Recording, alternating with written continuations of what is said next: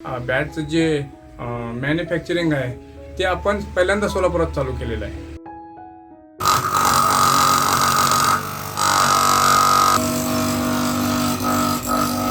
आणि त्याचा प्रतिसाद आपल्याला खूप भेटलेला आहे. सोलापूर सोडा कर्नाटक, गुजरात आणि जवळपास दिल्लीपासून आपल्याला ऑर्डर आहेत.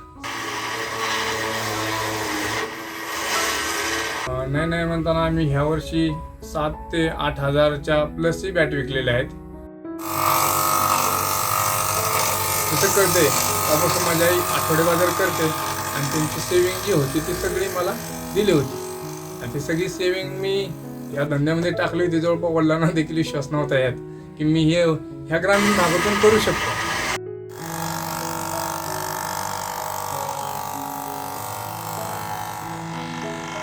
तर KT स्पोर्ट्स हा ब्रँड आपण उत्तर सोलापूर या भागातून वडाळा गावातून चालू केलेला आहे.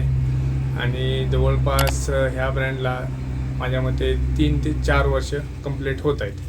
तर जवळपास ह्याच्यामध्ये स्ट्रगल जो आहे ना सांगायचं झालं तर सुरुवातीपासून बहुत म्हणजे जास्त करून आम्हाला त्रास झालेला आहे. कारण ग्रामीण भागात ही सुरुवात होत होती. बारीक सारीक वस्तूपासून बारीक पॉलिश पेपरपासून ह्याचासुद्धा आम्हाला सोलापूरला येणे जाणे समजा ह्या पद्धतीने आमचा प्रवास होता. आणि ह्याच्यामध्ये मित्रांची साथ देखील आम्हाला भरपूर भेटलेली आहे. तर ह्या धंद्यामध्ये पडायचं आणि ह्याच्यामध्ये उतरायचं कारण असं होतं की मला क्रिकेटचा छंद होताच.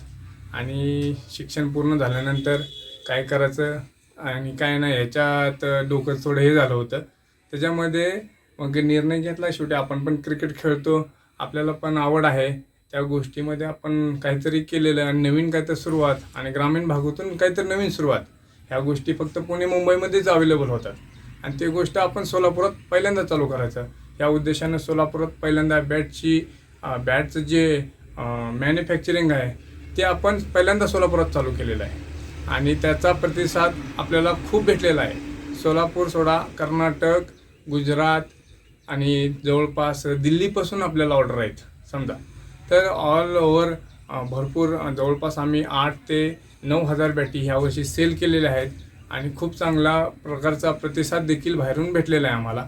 आणि बॅटचं सांगायचं गेलं तर त्याची क्वालिटी आहे ना, मी स्वतः काश्मीरमध्ये जाऊन ते जसं पाहिजे मला त्या पद्धतीने मी बनवून घेतो. त्या पद्धतीने त्याला बॅलेन्सिंग करून घेतो, त्या पण प्रेस करून घेतो. आणि जे प्लेयर्स लोकांना पाहिजे, मी पण एक प्लेयर आहे त्याच्यामुळे मला माहीत आहे काय पाहिजे काय नाही. त्या पद्धतीने मी बॅटचा प्रोफाईल, बॅटची क्वालिटी त्या पद्धतीने तिथून जेवढं काही आहे आपल्याकडून तिथून बनवून घेता येत तेवढं मी बनवून घेतो. आणि जे बाकीचं आहे ना ते खाचा मारणे, बॅलेन्सिंग करणे त्या पद्धतीने मी इथं बनवून प्लेयर्सला जे काही प्रोव्हाइड करायची जेवढंच काही चांगलं द्यायचा प्रयत्न मी या ठिकाणी करत आहे. आता या व्यवसायाची सुरुवात कशी झाली होती? व्यवसाय उभारायचं म्हटलं तर भांडवल लागतं, तर कशी सुरुवात झाली होती? याच्यामध्ये सुरुवातीला काय भांडवल वगैरे काय नव्हतं.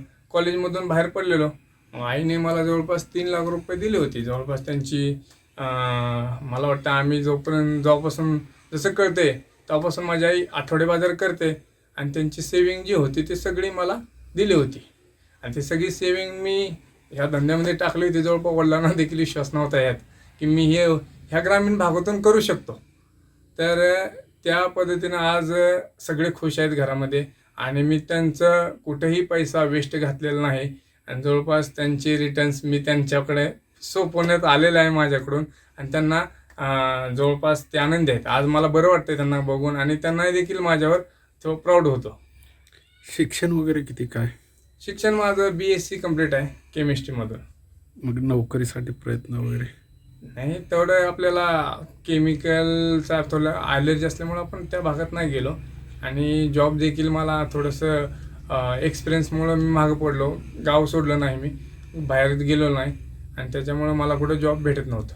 काय ह्याची उलाढाल कशी आहे आणि एका सीझनमध्ये जवळपास किती बॅट जातात आणि त्याच्यातून उत्पन्न किती मिळतं? जवळपास ह्याच्यामध्ये नाही म्हणताना आम्ही ह्या वर्षी 7 ते 8 हजारच्या प्लसही बॅट विकलेल्या आहेत. आणि जवळपास एक 10% मार्जिन होलसेलला चालतं याच्यामध्ये. एक बॅट किमती कशा आहेत पण?